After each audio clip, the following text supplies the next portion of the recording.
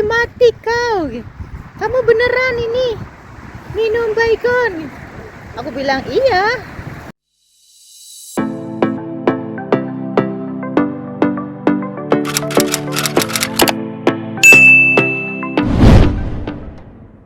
Halo teman-teman, apa kabar semuanya? Semoga kalian lagi dalam keadaan sehat walafiat. Begitu juga aku yang di sini. Alhamdulillah tidak kekurangan suatu apapun ya teman-teman. Aku masih sehat walaupun agak capek karena 2 minggu nggak libur. Baru kali ini libur setelah 2 minggu ya teman-teman. Jadi lumayan badan pegel-pegel, butuh pijat lagi ya teman-teman. Jadi hari ini aku berada di karantina area seaside ya, Hatay Izmir Spor area daerah Izmir Turki ya teman-teman.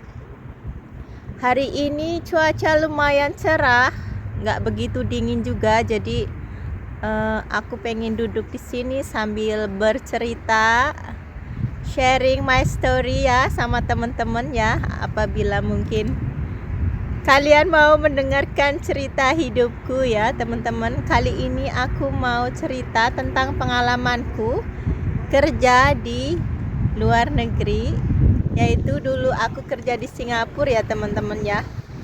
Luar negeri yang pertama kali aku pergi ya. Waktu itu aku umur 16 tahun teman-teman, dan waktu itu sponsor atau PT nuain umurku jadi 19 tahun ya teman-teman. Jadi itu kebanyakan zaman dulu memang kayak gitu ya teman-teman ya. Asal berangkat aja, asal jadi duit aja ya. Jadi sponsor ataupun PT nggak peduli dengan umur kita ya. Dan kayak kita juga pengennya asal pergi aja, asal dapat duit, dapat pengalaman aja gitu ya. Jadi hanya modal pengalaman sekolah SD. Aku tamat SD teman-teman ya, nggak punya pendidikan tinggi teman-teman. Alhamdulillah dilahirkan dari keluarga yang hanya cukup teman-teman. Jadi aku nggak ngelanjutin ke SMP ataupun selanjutnya ya teman-teman. Sambil minum kopi, sambil cerita ya teman-teman. Dan ini viewnya di belakang lumayan ya teman-teman ya.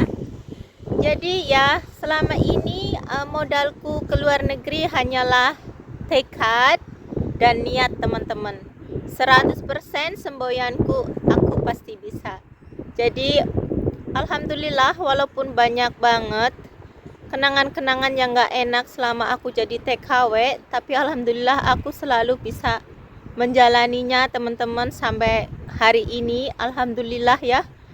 Di Turki juga nggak seindah di hari libur ya teman-teman. Jadi tapi ya dengan kekuatan dan tekad dan niat yang kuat, alhamdulillah sampai detik ini aku masih bisa tersenyum teman-teman. Ya beginilah hidup teman-teman ya. Semoga aku selalu ikhlas menjalani hidup, tetap bersyukur ya teman-teman ya, apapun itu yang kita miliki ya teman-teman.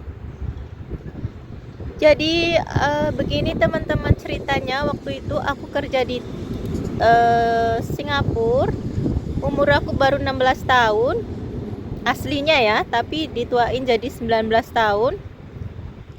Terus waktu itu aku masuk PT cuman 2 minggu kayaknya temen. Bukan maaf, 2,5 bulan kalau nggak salah. Waktu itu cepet. Dan dengan modal basic bahasa Inggris ya, yang very simple lah, akhirnya aku terbang teman-teman. Dan di Singapura aku ketemu majikan yang punya anak 2 dan juga rumahnya lumayan gede teman-teman. Tapi mereka lumayan baik. Cuma aku kerjanya 2 rumah teman-teman. Hari Senin sampai Jumat aku di rumah nenek, sama anak-anak, ditaruh di rumah nenek, sekolah di rumah nenek. Terus kalau Sabtu Minggu aku di rumah majikan. Nah, di rumah majikan aku bersih-bersih, gosok baju yang selama 5 hari itu ya teman-teman. Jadi lumayan struggling juga ya. Cuman buat aku itu nggak begitu bermasalah. Yang masalah itu nenek.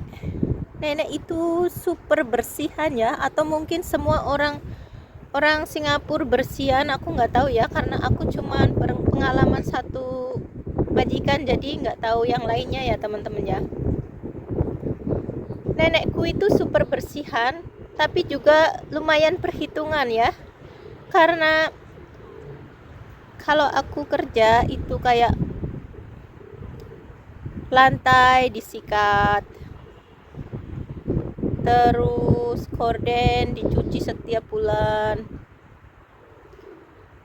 terus tembok juga disikat teman-teman. Dan nyikatnya bukan asal nyikat teman-teman, nyikatnya juga yang parahnya itu dia nyuruh aku kasih deterjen, kasih klorok kayak bleach gitu ya teman-teman. Kan panas banget teman-teman. Terus kasih air panas, jadi benar-benar menghancurkan kulit teman-teman. Dan waktu itu aku 3 bulan pertama udah ngomong kalau aku nggak kuat, aku pengen balik ke agent, aku pengen ganti majikan, tapi mereka nggak memperdulikan aku. Sedangkan aku nggak punya seluler ya, nggak punya handphone atau apa. Waktu itu kan masih 2000 tahun 2000 teman-teman. Jadi ya aku nggak bisa connect siapa-siapa. Jadi benar-benar aku pengen out dari rumah itu waktu aku masih 3 bulan. Sambil jalan ya teman-teman ya, ini aku kasih lihat view-nya, sangat bagus. Pinggir laut, pantai, bukan pantai ya, kayak tepi laut. Ini ada tempat untuk jalan kaki, orang duduk, ada kursi, ada tempat buat sepeda, lumayan. Sangat indah, ini daerah karantina Izmir.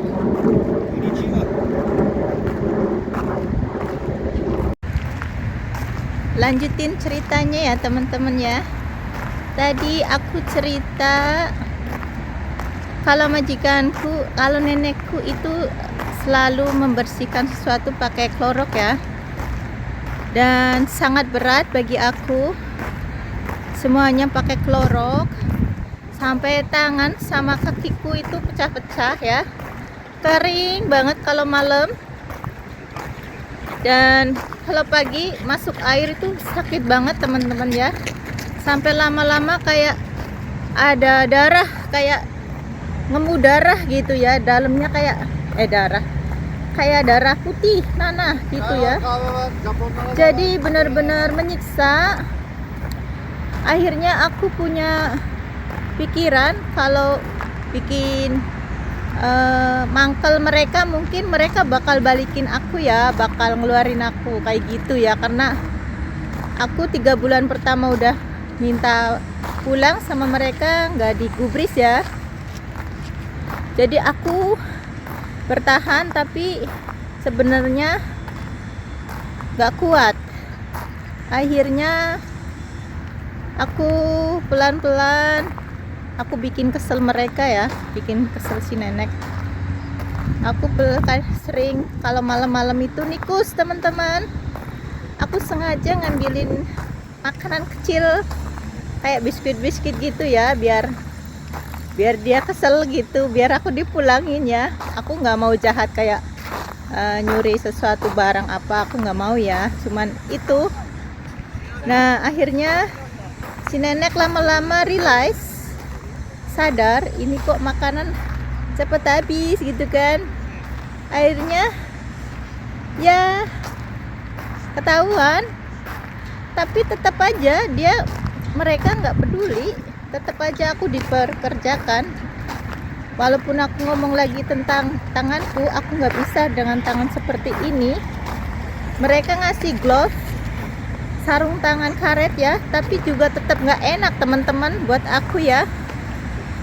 Jadi akhirnya aku cari akal lagi teman-teman, dan akal yang satu ini bener-bener ekstrim. Bagus banget ya viewnya belakang ya. Akal yang satu ini bener-bener ekstrim teman-teman. Aku ditinggal antar anak-anak sekolah. Aku nekat masuk ke gudang ambil baygon, terus aku ambil gelas, terus sama aku tak semprotin ke gelas itu baygon ya, semprot gak banyak sebenarnya, cuman aku pengen buktiin kalau aku memang minum baygon ya. Waktu itu pikiranku aku cuman mau membuktikan ke mereka kalau aku memang bener-bener gak kuat.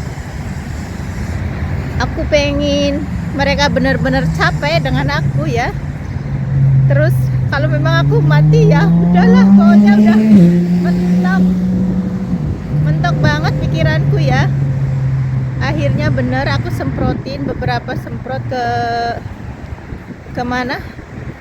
Ke gelas, terus aku minum teman-teman. Setelah aku minum, aku pura-pura tergeletak di lantai. Itu baygon sama gelasnya aku taruh di depanku ya. Jadi akhirnya nenek pulang, dia marah besar, marah. Terus dia tendang aku, malahan dia tendang aku ya. Jadi benar-benar kata dia, pergi mati kau, kamu beneran ini minum baygon. Aku bilang iya. Terus aku waktu itu benar-benar aku kayaknya ini dipulangin kayak gitu ya. Akhirnya aku ditanyain. Akhirnya nenek yang ngomong sama majikanku lah. Akhirnya mereka kompromi. Akhirnya aku dipulangin teman-teman. Alhamdulillah banget ya, akalku berhasil. Akal yang sangat ekstrim. Alhamdulillah ya. Itu pengalaman ekstrimku teman-teman. Pengalaman yang tak mungkin aku lupain ya teman-teman. Banyak banget pengalaman pahit di luar negeri ya, yang orang keluarga itu nggak banyak yang tahu ya teman-teman ya. Jadi aku harap bagi para TKW dimanapun berada ya, TKW di Taiwan, Hong Kong, Singapura, Turki, dimanapun berada ya, tetap kuat ya teman-teman ya, gimana pun kalian berada, walaupun di dalam situasi apapun ya. Kalau bisa jangan sampai kayak aku ya. Alhamdulillah aku masih hidup, masih di sini teman-teman. Dan bagi para keluarga ya, kalau diantara kalian yang nonton videoku ini yang punya saudara pergi jadi TKW ya, harap kasih dukungan, hargai kerja kerasnya ya.